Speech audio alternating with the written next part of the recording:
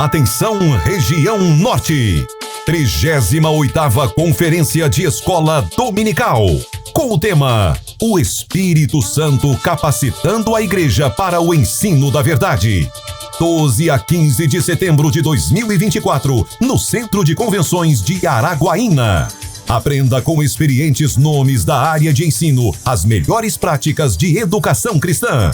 Pastor José Wellington Bezerra da Costa, Pastor José Wellington Costa Júnior, Pastor Paulo Martins Neto, Ronaldo Rodrigues de Souza, Pastor Elienay Cabral, Pastor Douglas Batista, Pastor Valmir Nascimento, Pastor Alexandre Coelho, Professora Joane Bentes. Além de muitos outros pastores, educadores, psicólogos e pedagogos plenamente qualificados e com ampla experiência na área de ensino. Se atualize e eleve seu desempenho em sala de aula. Multiplique o conhecimento da Palavra de Deus e seja capacitado para exercer com excelência o ministério de ensino em sua igreja. Uma abordagem completa desde pastores e superintendentes, passando pela classe de adultos e até a educação infantil. E também ministrações para a educação com alunos especiais e a classe de discipulado. A escola dominical sendo tratada por inteiro. Serão 8 plenárias, 28 seminários, 14 workshops e diversas participações musicais. Inscreva-se pelo site coed.com.br/Araguaína-TO. Informações pelo telefone 21 2406 7352 ou pelo nosso WhatsApp 21 96452 2990. Monte sua caravana. Venha participar da 38ª Conferência de Escola Dominical, 12 a 15 de setembro de 2024, no Centro de Convenções de Araguaína. Uma realização CGADB e CPAD, a editora da Escola Dominical.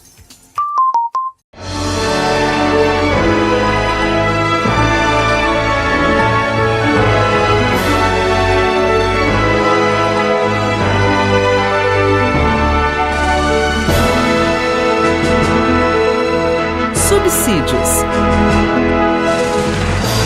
Lições Bíblicas Adultos. Lição 11. A humilhação de Amã e a honra de Mardoqueu. Que a paz do Senhor Jesus continue reinando em cada coração. Prazer, privilégio estar iniciando o comentário de mais uma lição. Hoje é a lição 11, a humilhação de Amã e a honra de Mardoqueu. Como nós vimos nas aulas anteriores, especialmente na aula anterior, Amã traçou um plano de extermínio de todos os judeus da Pérsia. Assuero, então, permitiu que ele redigisse o decreto, fixando o dia de matança dos judeus. A consternação, a tristeza tomou conta dos judeus de todo o reino. O assunto chegou ao conhecimento de Ester, e Mardoqueu lhe solicitou então que entrasse à presença do rei. Depois da primeira negativa, pelo fato de que ela não estava convidada naqueles 30 dias, ela então aceita, mas antes de ir à presença do rei, ela solicita que os judeus jejuem 3 dias, e ela também o fez juntamente com as suas moças, para que ela pudesse ir à presença do rei. Na presença do rei, foi admitida com o cetro de ouro estendido, e o rei lhe dá a oportunidade de fazer o pedido que ela desejasse fazer. E ela então convida o rei para um banquete, né? E nesse primeiro banquete, o rei juntamente com Amã, o rei novamente pergunta à rainha qual era o seu pedido. E ela então renova o convite para um banquete no dia seguinte. Os fatos estão se desenrolando e a gente pode verificar aqui, destacar como que Ester estava sendo dirigida por Deus. No primeiro momento, na primeira oportunidade que ela podia fazer o pedido que ela desejasse, ela então apenas pediu para que o rei fosse a um banquete. Já no primeiro banquete, com a presença de Amã, ela apenas agendou um novo banquete, porque naquele intervalo de 24 horas, todo o cenário de Suzã seria alterado. Tá? Deus pode mudar o cenário da nossa vida em poucas horas. Deus pode mudar o cenário de um reino em poucas horas. E é isso que vai acontecer aqui no reino da Pérsia. Né? O primeiro-ministro persa, né, Amã, era uma espécie de primeiro-ministro. De um dia para o outro, ele vai entrar em declínio, como nós veremos na lição de hoje. O texto áureo diz assim: E Amã tomou a veste e o cavalo e vestiu a Mardoqueu e o levou a cavalo pelas ruas da cidade e apregoou diante dele. Assim se fará ao homem de cuja honra o rei se agrada. Esther, capítulo 6, versículo 11. A verdade prática: Deus abate e exalta a quem Ele quer. Se humilhados, devemos glorificá-lo. Se exaltados, a glória continua sendo toda dele. A glória sempre é de Deus em toda e qualquer circunstância. Os objetivos da nossa lição são, primeiro, identificar a ação de Deus no fato de o rei se lembrar da boa ação de Mardoqueu. Segundo, descrever como Amã foi chamado para honrar Mardoqueu. E terceiro, traçar o perfil da síndrome de imperador. A nossa introdução nos lembra então os fatos da lição anterior e agora o fato de que Deus iria mudar toda a história de uma noite para outra. Né? Na nossa lição, nós escrevemos o seguinte: Deus sabe o que estará nos jornais de amanhã. Isso aqui é a presciência de Deus. Deus sabe dos acontecimentos antes que os acontecimentos ocorram. Né? Antes de um fato ocorrer, Deus já conhece essa ocorrência, esse fato. Todavia, Deus não interfere no livre-arbítrio. Deus trabalha para dirigir os eventos, né, a vida das pessoas, mas Ele não viola o livre-arbítrio, porque é um princípio que Ele mesmo estabeleceu. Esse é um dos grandes mistérios, né, das Escrituras, mas nós cremos e a Bíblia é clara em nos mostrar isso, né, em toda a revelação bíblica, a grande soberania de Deus e a forma como Ele lida com as suas criaturas racionais, as quais Ele dotou da capacidade de decisão. E assim Deus o faz dentro da sua perfeita justiça para com todos nós. O rei se lembra da boa ação de Mardoqueu. Em algumas lições anteriores, nós enfatizamos a revelação de um plano conspiratório feito por 2 dos guardas do palácio. A conspiração foi descoberta por Mardoqueu, que levou ao conhecimento de Esther, que levou ao conhecimento de Assuero, e depois de investigar e descobrir ser verdade, os conspiradores foram enforcados e o rei não sofreu dano. Mas isso foi anotado nas crônicas do palácio. Mas nenhuma recompensa foi dada a Mardoqueu. Por isso nós podemos chamá-lo de um herói esquecido, ou um herói aparentemente esquecido, porque ele foi esquecido por Assuero, mas não foi esquecido por Deus. Então, no tempo certo, Deus cumpre os seus propósitos na nossa vida. Nós não podemos tentar apressar o plano de Deus na nossa vida. Uma das coisas que precisamos entender é sempre esperar o tempo de Deus. Todas as pessoas as quais Deus chamou, Deus as submeteu a um processo que levava tempo. Abraão e Sara, ou Abrão e Sarai, precisavam esperar com paciência até o nascimento de Isaac. A precipitação do casal fez nascer Ismael. E aí nós temos aí os conflitos, né, com os descendentes de Ismael e o povo judeu até os nossos dias. Foi uma precipitação. Quando Isaac se casa com Rebeca, o texto bíblico diz que Rebeca era estéril. E ele orou instantemente a Deus durante 20 anos para que a sua mulher tivesse filho. Então é também uma prova muito cabal da necessidade de poder aguardar. Falaríamos também de Jacó, que precisou ficar 20 anos na casa de Labão, até que Deus o ordenasse retornar para a sua terra. Moisés é um exemplo de precipitação. Com 40 anos ele achou que já estava pronto, preparado para julgar a causa dos hebreus, né? E cometeu aquele homicídio, enterrou o egípcio na areia, mas no outro dia o fato estava descoberto. E aquilo fez com que ele tivesse que fugir do Egito, e foram 40 anos, né, nos desertos, nas montanhas, cuidando de ovelhas, né, para que ele aprendesse a paciência, a mansidão.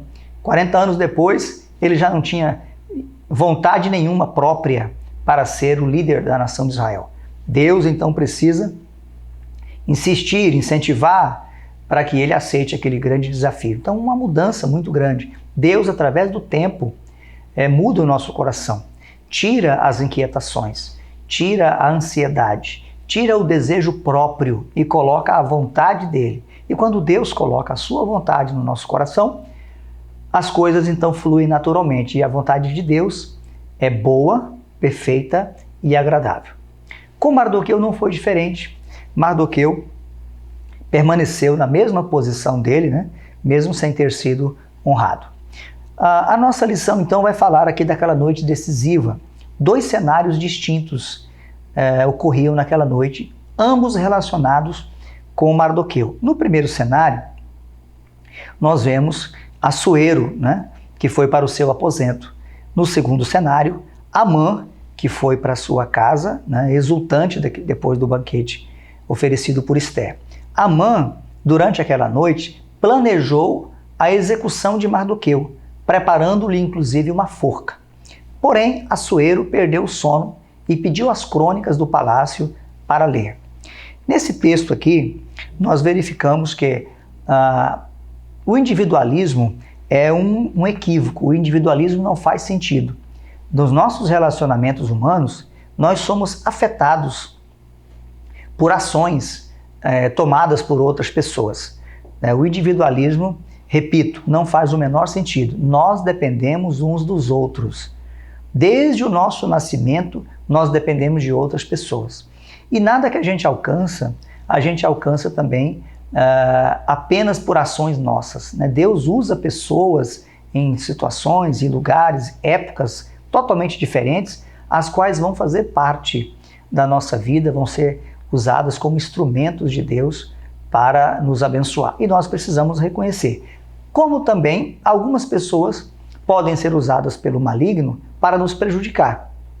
E aqui, Amã estava sendo instrumento do maligno para destruir a Mardoqueu. Só que Deus vai intervir. Aí nós aprendemos que, acima de tudo, nós temos que esperar em Deus e não nas pessoas. Nós não temos que aguardar no homem. Deus usa os homens para nos abençoar, Deus usa as pessoas para nos abençoar. Mas nós temos que esperar nele, porque é ele que move os corações. No segundo ponto da nossa lição, nós vamos ver Amã é chamado para honrar Mardoqueu. Antes de iniciar esse ponto, todavia, vamos nos lembrar aqui do que aconteceu com Assuero, que é o segundo cenário do qual nós estávamos falando. O texto bíblico diz que ele, naquela mesma noite, perdeu o sono. Né? Deus, ele altera a fisiologia humana, né, da forma como ele quer. E Assuero perdeu o sono. Não tinha sono, não dormiu. E decidiu que lhe trouxessem as crônicas. Todos os reis daquela época, geralmente, registravam os fatos do cotidiano nos livros das crônicas do palácio. Então, o recebimento de autoridades, de delegações, de príncipes, de reis, né, ocorrências do palácio, do dia a dia, eram registradas essas ocorrências nesses livros das crônicas. E isso aconteceu ali no caso, no reinado de Assuero, e aquela conspiração, aquele ato heróico de Mardoqueu foi registrado. E naquela noite, quando as crônicas foram trazidas, por mais um desses acasos de Deus, ou seja, por mais uma dessas providências de Deus, Deus dirigindo os fatos, eles trouxeram exatamente as crônicas, ou o trecho onde estava ou estavam narrados os fatos relacionados a Mardoqueu e a conspiração que ele descobriu e denunciou. Ora, certamente haviam muitos escritos em relação às crônicas, porque Assuero já estava no trono há cerca de 13 anos. Mas por providência de Deus, exatamente aquele trecho onde falava de Mardoqueu foi o trecho que foi lido para o rei. Aqui mais uma prova muito evidente de como Deus dirige, Ele quer dirigir a nossa vida nos detalhes, né? Ele usa quem Ele quer para nos abençoar. E nós precisamos confiar em Deus, né? Quem de nós, né, ainda não teve uma experiência nesse sentido? Aliás, talvez na aula de hoje seja uma oportunidade para o professor, na aula desse próximo domingo, né, para o professor abrir espaço para os alunos contarem testemunhos, né? Todos nós temos testemunhos de como Deus usou pessoas, como Deus falou com pessoas para nos abençoar. Isso vai fortalecer a nossa fé. Eu mesmo tenho, pela graça de Deus, alguns testemunhos, alguns exemplos, né, de Deus usando pessoas, né, para me conceder, por exemplo, emprego, né? Eu lembro-me de uma época que eu já estava com o meu casamento marcado e fiquei desempregado, exatamente já naquele período. Mas orei a Deus, fui atrás de uma porta de emprego, mas havia muita concorrência para aquele emprego. Mas eu orei a Deus e fiz um propósito com Deus, como eu já tinha procurado, já tinha feito a minha parte, que eu esperaria em Deus. Passados alguns dias eu recebi a ligação do dono da empresa, uma grande empresa, é algo difícil, né? O dono da empresa ligar diretamente, mas foi uma experiência que eu vivi e Deus abriu aquela porta para mim na hora exata. E esse Deus é o Deus que nós servimos, é um Deus que usa as pessoas. No caso de Mardoqueu, Deus tirou o sono de Assuero para que Assuero então pudesse se lembrar do ato heróico de Mardoqueu e pudesse honrá-lo. Então, logo pela manhã, a cena do palácio o rei já com a decisão, ou seja, já tomando decisão de honrar a Mardoqueu, mas não sabia como. Assuero então consulta Amã sobre o que fazer, e como Amã imaginava que ele seria este homem a ser honrado, ele então disse ao rei: quanto ao homem de cuja honra o rei se agrada, traga a veste real que o rei se costuma vestir, monte o cavalo em que o rei costuma andar montado e ponha-lhe a coroa real na sua cabeça e entregue-se a veste e o cavalo à mão de um dos príncipes do rei, dos maiores senhores, e vistam dele aquele homem de cuja honra se agrada. E levem-no a cavalo pelas ruas da cidade, e apregoe-se diante dele. Assim se fará ao homem de cuja honra o rei se agrada. Assuero acatou de imediato a sugestão de Amã. Amã imaginava que ele seria honrado, mas ele teve uma triste surpresa de saber que o seu desafeto, Mardoqueu, era a pessoa a ser honrada e que ele, Amã, seria o instrumento, então, agora, para tomar todas aquelas providências, pegar a veste, a coroa, o cavalo e sair pela cidade puxando o cavalo com Mardoqueu montado sobre ele e proclamando que aquele era o homem de quem o rei se agradava. Então a gente verifica aqui como uma pessoa soberba, né, que presume que tem direito a ser honrado, pode cair em situações altamente constrangedoras e vexatórias. Jesus ensina atitudes muito simples, às quais a gente deve prestar atenção. Quando ele diz, por exemplo, se a gente for convidado para uma festa, né, para um banquete, a gente não tomar os primeiros lugares, porque a gente pode tomar lá o primeiro lugar e chegar uma pessoa mais importante e o dono da festa pedir para a gente sentar nos lugares detrás, né? Os segundos, os terceiros, os quartos lugares. E aí ficaria constrangedor. Então são questões da ética, né, convencional, da etiqueta do dia a dia, que nós precisamos tomar cuidado. nunca desejar os melhores lugares, porque assim a gente evita passar constrangimento. No texto também nós falamos sobre a síndrome de imperador. Veja que Amã queria nada menos que roupa de rei, cavalo de rei e coroa de rei. Ele queria tudo de rei. E a síndrome do imperador é uma patologia que tem sido identificada em muitas crianças, né? Crianças que são tratadas como imperadores, como imperadoras, né? Tais crianças. Os pais fazem tudo, né? Perguntam para o filho o que ele quer, né?